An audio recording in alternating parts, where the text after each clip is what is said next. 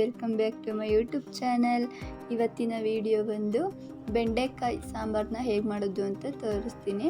ಹಾಗೆ ನಮ್ಮ ಚಾನಲ್ನ ಹೊಸದಾಗಿ ವೀಕ್ಷಿಸ್ತಾ ಇದ್ದರೆ ಸಬ್ಸ್ಕ್ರೈಬ್ ಮಾಡಿ, ಲೈಕ್ ಮಾಡಿ, ಶೇರ್ ಮಾಡಿ, ಕಮೆಂಟ್ ಮಾಡಿ. ಓಕೆ, ಇವಾಗ ಬೆಂಡೆಕಾಯಿ ಸಾಂಬಾರನ್ನ ಹೇಗೆ ಮಾಡೋದು ಅಂತ ನೋಡ್ಕೊಂಬರೋಣ. ಮೊದಲಿಗೆ ಬೆಂಡೆಕಾಯಿನ ನೀಟಾಗಿ ತೊಳೆದ್ಬಿಟ್ಟು ಒಂದು ಚೆನ್ನಾಗಿರೋ ಬಟ್ಟೆನಲ್ಲಿ ಒರೆಸ್ಬಿಟ್ಟು ಇಟ್ಕೊಳ್ಳಿ. ಅದು ನೀರೇನು ಇರಬಾರ್ದು, ಆ ಥರ ಒರೆಸ್ಬೇಕಾಗುತ್ತೆ.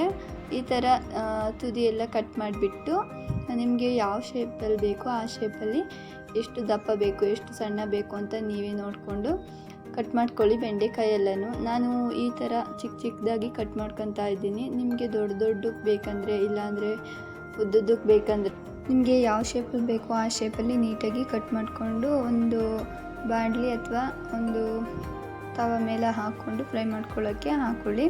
ಇಲ್ಲಿ ನಾನು ಬಾಣಲಿಗೆ ಹಾಕೋತಾ ಇದ್ದೀನಿ. ನಂತರ ಒಂದು ಕುಕ್ಕರ್ನ ತಗೊಂಡು ಬೇಳೆನ ಬೇಯಲಿಕ್ಕೆ ಹಾಕಬೇಕಾಗುತ್ತೆ. ಸೊ ನಾನಿಲ್ಲಿ 3/4 ಕಪ್ಪಷ್ಟು ಬೇಳೆನ ಹಾಕ್ತಾಯಿದ್ದೀನಿ, 1.5 ಕಪ್ ಆಗೋಷ್ಟು ನೀರನ್ನ ಹಾಕ್ತಾಯಿದ್ದೀನಿ. ನಿಮಗೆ ಎಷ್ಟು ಬೇಯಲಿಕ್ಕೆ ಬೇಕೋ ಅಷ್ಟು ನೀರನ್ನ ಸೇರಿಸ್ಕೊಂಡು 2 ಟೊಮೊಟೊ, ಸ್ವಲ್ಪ ಅರಿಶಿಣನ ಹಾಕಿ 2 ಅಥವಾ 3 ವಿಸಲ್ನ ಹಾಕಿಸ್ಕೊಳ್ಳಿ. ಬೇಯಲಿಲ್ಲ ಅಂದರೆ 3 ಹಾಕಿಸ್ಕೊಳ್ಳಿ. ನಂತರ ಒಂದು ಮಿಕ್ಸಿ ಜಾರ್ನ ತೊಗೊಂಡು ತೆಂಗಿನಕಾಯಿ, ಧನಿಯಾ ಪೌಡರು, 2 ಸ್ಪೂನ್ ಧನಿಯಾ ಪೌಡರು, 2 ಸ್ಪೂನ್ ಚಿಲ್ಲಿ ಪೌಡರು, ನೀವು ಖಾರಕ್ಕೆ ಎಷ್ಟು ಹಾಕತ್ತೀರಾ ಅಷ್ಟನ್ನ ಹಾಕ್ಕೊಂಡು ಸ್ವಲ್ಪ ಕಡಲೆನ ಹಾಕ್ಕೊಂಡು ನೀರನ್ನ ಹಾಕ್ಕೊಂಡು ಸಣ್ಣದಾಗಿ ರುಬ್ಕೊಬರಬೇಕು. ಸಣ್ಣದಾಗಿ ರುಬ್ಬಬೇಕಾಗುತ್ತೆ. ಮೊದಲಿಗೆ ಕೊಬ್ಬರಿ ನೀರು ಹಾಕ್ಕೊಂಡು ರುಬ್ಬಿದರೆ ಸಣ್ಣಗಾಗುತ್ತೆ. ನಂತರ ಒಂದು ಬಾಣಲಿನಲ್ಲಿ 2 ಸ್ಪೂನ್ ಆಗೋಷ್ಟು ಎಣ್ಣೆನ ಹಾಕ್ಕೊಂಡು ನೀಟಾಗಿ ಹುರಿಬೇಕು. ಇದರಲ್ಲಿ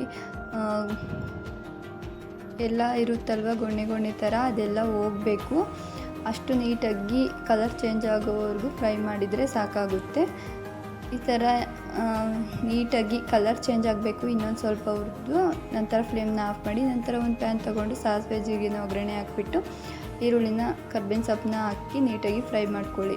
ನಂತರ ನಾವು ಹುರಿದಿಟ್ಕೊಂಡಿರೋಂಥ ಬೆಂಡೆಕಾಯಿನ ಹಾಕ್ಕೊಂಡು ಸ್ವಲ್ಪ ಒಂದು ಅರ್ಧ ಸ್ಪೂನ್ ಆಗೋಷ್ಟು ಉಪ್ಪು, ಬೆಂಡೆಕಾಯಿ ಸಪ್ಪೆ ಆಗಬಾರ್ದು ಅಂತ ಅಷ್ಟೇ ಹಾಕ್ಕೊಂಡು ನೀಟಾಗಿ ಉಪ್ಪನ್ನ ಹಾಕ್ಕೊಂಡು ನೀಟಾಗಿ ಫ್ರೈ ಮಾಡ್ಕೊಳ್ಳಿ. ನಂತರ ನಾವು ರುಬ್ಬಿಟ್ಕೊಂಡಿರೋ ಅಂಥ ಮಸಾಲೆನ, ತೆಂಗಿನಕಾಯಿ ಎಲ್ಲ ರುಬ್ಬಿದ್ವಲ್ಲ ಅದನ್ನು ಹಾಕ್ಕೊಂಡು ನೀಟಾಗಿ ಒಂದು ಸಲ ಮಿಕ್ಸ್ ಮಾಡ್ಕೊಳ್ಳಿ. ನೀಟಾಗಿ ಬೆಂಡೆಕಾಯಿಗೆಲ್ಲ ಹತ್ತೋ ಥರ ಒಂದು 2 ನಿಮಿಷ ಫ್ರೈ ಮಾಡಿಕೊಂಡು ನಂತರ ನಾವು ಬೇಯಿಸ್ಕೊಂಡಿರೋವಂಥ ಬೇಳೆ, ಟೊಮೊಟೊ ಎಲ್ಲನೂ ಹಾಕಿ ಮಿಕ್ಸ್ ಮಾಡ್ಕೊಳ್ಳಿ. ನಿಮಗೆ ಕನ್ಸಿಸ್ಟೆನ್ಸಿ ಎಷ್ಟು ಬೇಕಾಗುತ್ತೆ ಅಷ್ಟು ನೋಡಿ ನೀವು ನೀರನ್ನ ಸೇರಿಸ್ಕೊಂಡು ರುಚಿಗೆ ಎಷ್ಟು ಬೇಕೋ ಅಷ್ಟು ಉಪ್ಪನ್ನ ಹಾಕ್ಕೊಂಡು ಒಂದು ಪ್ಲೇಟ್ನ ಮುಚ್ಚಿ ಬೇಯಲಿಕ್ಕೆ ಬಿಡಬೇಕಾಗುತ್ತೆ.